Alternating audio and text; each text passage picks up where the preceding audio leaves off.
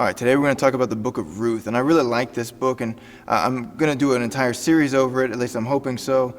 And there's just so much information in this book, even though it's a very small book. So it's nice because it's small. It's easy enough to go through a little bit of a series, like maybe 3 or 4 weeks, one video per week, just talking about each of these different chapters and stuff. So it's nice in that aspect, but there's a lot of context, not just to the story of David, but also to the story of Jesus that comes out of the book of Ruth. And I really want to explore that with you, but instead of just reading it to you, right, you can just, if you really want it read to you, you can look up an audio Bible and listen to it that way.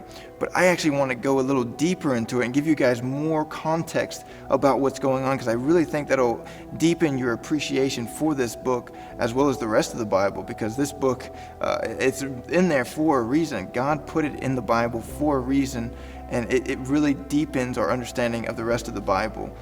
So let's go ahead and just dive right into it. Today we're not necessarily going to talk about the entire chapter of chapter 1, but we're actually just going to give a little more of a context of what's going on. You know, like who was Ruth, who was Boaz, who was Naomi, all these different things.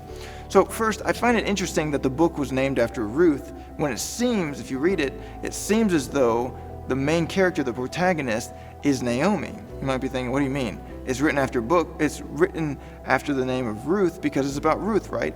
Well, Ruth is certainly a key character in the book of Ruth, but at the same time, the book starts with Naomi and the book ends with Naomi.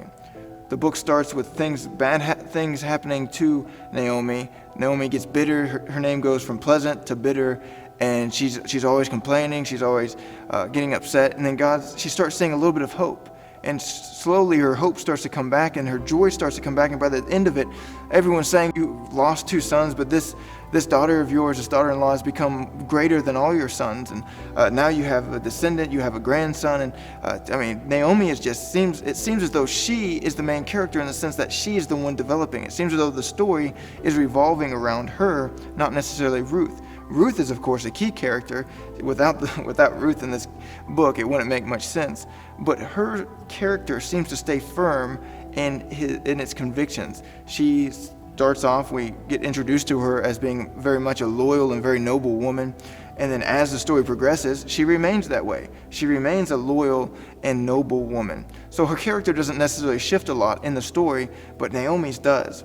So for this series, we're going to kind of focus on the book of Ruth through the perspective of it's about Naomi. Of course, you can read it as though it's about Ruth, and that's great. But at the same time, for this series, we're going to look at it from Naomi's perspective.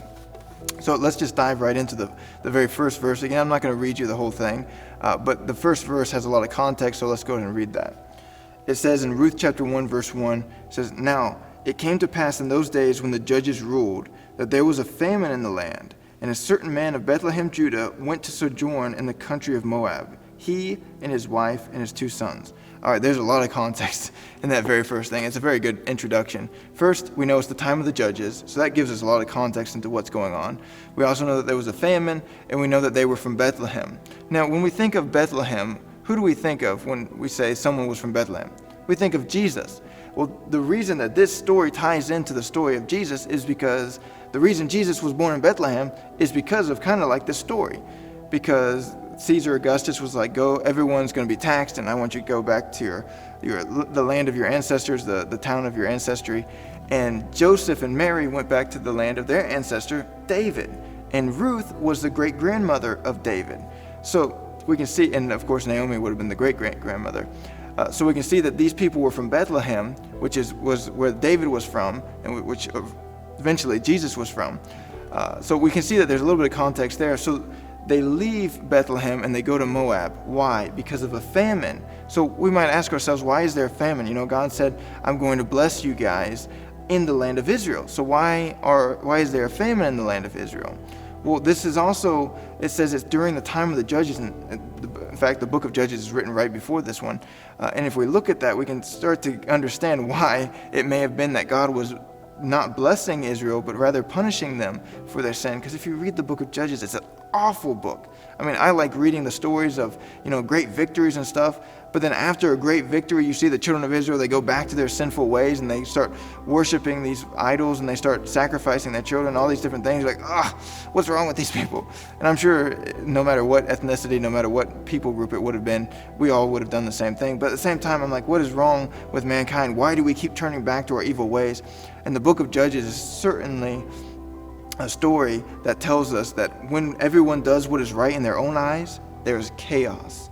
And that's actually that's a theme verse of the book of Judges. It says, and there was no king, and everyone did that which was right in their own eyes. And then it goes on to record a plethora of terrible things that happened as a result of everyone doing what they thought was right. So we know that it was during the book of Judges, so it may very well have been that God was punishing Israel for their sin, and there was a famine in the land. So this man, the husband of Naomi, decides we're going to leave Bethlehem, we're going to leave Israel, and we're going to go to Moab. And Moab has an interesting history behind it. But before we get to Moab, let's talk about the ancestry of Jesus. All right, if you turn to Matthew chapter 1, I believe it's verse 3, we see Judah. So we know that Jesus was a descendant of the tribe of Judah. So we know Judah is obviously in his ancestry. But it's very interesting. If you read the genealogies, not many females are mentioned in the genealogy of Jesus. Obviously, there were females, right? You can't make descendants without a female presence, right? But the point is, the Bible didn't list all the females. It listed the men because it was just giving a record, and that's just how they recorded things. But it did list a few of the women. And one of the women it lists was the mother of Judah's child. I think it was Pharez. So the mother of Judah's child was Tamar. But the story behind Tamar is that Tamar wasn't supposed to be Judah's wife, right? Judah had a wife, he had kids, and Tamar married one of his sons. One of his sons died, he gave her to the other son. He died, and then he's like, I'll wait till my youngest son gets older before I give him to you so that he can take care of you and stuff. So she's like, okay, that makes sense. Well, then Judah's wife ends up dying, and his son is already old enough to marry and stuff like that. And Judah still hasn't given it. So Tamar kind of takes things into her own hands, and she ends up sleeping with her father-in-law, kind of tricking him into it, and it was his fault. Don't get me wrong. He was definitely to blame in this situation, but so was she. So they end up having a relationship, and then she ends up having a son, and she was listed in the genealogy of Jesus because her son was an ancestor of Jesus. So we might be wondering, why would God include her in the genealogy? Why would God include this woman who had a relationship with her father-in-law? Why would he include that? Well, I think it's a way to show us that God uses imperfect people for his perfect plan. And she's not the only one mentioned that has a bad rep, right? So you get down to Boaz, and it says in verse 5, and Salmon begot Boaz of Rahab. So again, Rahab is a female because Boaz's father can't have a child through another man, right? So it's a female. And who is this Rahab? Why did the Bible mention Rahab and not the other women, right? There's obviously more women in the genealogy of Jesus. Every generation had a woman, right? You had to have a woman to reproduce. You had to have a man and a woman. So why did they mention Rahab? Well, I'm assuming that if they mention Rahab, it's because there was some significance to her, and it's someone that the audience, the readers, would know who Rahab was. So then it makes me beg the question, who was Rahab? Is there somewhere else in the Bible where a lady named Rahab was mentioned? Well, there is, and it was about that time when Boaz would have been the descendant of. And it was Rahab the harlot, the woman from Jericho. So if you remember the story, Rahab helped the spies out, and the spies, because of it, God blessed her. And when Jericho fell, her and her family survived, and they dwelt among the children of Israel. So it seems as though Rahab intermarried with one of the Israelites, and Boaz was a descendant of Rahab. So we can look at that again, just like Tamar, we can look at that and say, why would God use someone who was a harlot, a prostitute, in the genealogy of David or in the genealogy of Jesus? Well, again, God uses imperfect people for his perfect plan. And I just think that's awesome. So then we get to Ruth. It also mentions Ruth in this story. It says, and Salmon begot Boaz of Rahab, and Boaz begot Obed of Ruth. So why does it mention Ruth? Well, again, we know who Ruth was, right? The Bible mentions Ruth. And again, Ruth was someone, she also had a little bit of a weird backstory. So Ruth, if you read it, she's a noble woman, she's a loyal woman, she's just everything about her seems good. I don't think anything is mentioned about her that's bad, but her ancestry wasn't so good. So if you think about who she was, a Moabite, you'll start to realize that as a Moabite, she was a descendant of Lot and his daughters. So you might be like, of course she was a descendant of his descendant.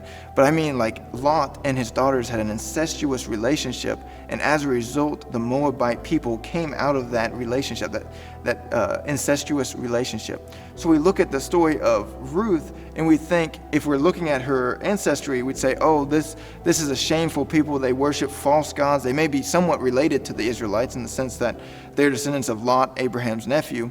But we would look at them and we say they follow false gods, they're from an incestuous relationship. We just say shame, shame, shame. But then if we look at the story, we see a complete turnaround of what we would be expecting, right? So we would think that Ruth would be the bad person in this character. Ruth would be the bitter person. We think Ruth would be the one making all the mistakes, but it seems as though the Israelite is the one making all the mistakes. Naomi was the one who didn't trust God. She went to Moab because her and her family didn't trust God to provide for them in Israel. So they left Israel and they went to Moab. So it was the Israelites who weren't following God, but this Moabite woman, once her mother-in-law says, I'm going to be leaving soon, she decides, I'm going to join you. And she's like, no, don't join me. Ruth becomes very loyal to Naomi, one of God's descendants, not God's descendants, one of the children of God's people. And Naomi was the one who becomes bitter. Ruth is not. Ruth is the one who is always helping her, always encouraging her, always being loyal to her, always doing what she's told. So we see a complete turnaround. The people who are supposed to be the children of God are the ones who are not obeying him, and the people who are supposed to be from a shameful background of people who followed false gods, they were the ones who were obedient to God. They were the ones, she was the one who followed God. So that's a little bit of the context for the story of Ruth, right? The story of Naomi and Ruth, and probably next week we're going to talk about the first chapter, how her sons die and stuff like that, and how she changed her name and how Ruth decided to follow her and all that comes with that. But that's a little bit of the context into the book of Ruth. Hey everyone, if you liked the video, then feel free to click the like button. If you want to see more content like this one, then we recommend clicking subscribe and hitting the bell so that you can be notified anytime a video is uploaded or live streamed. Thank you.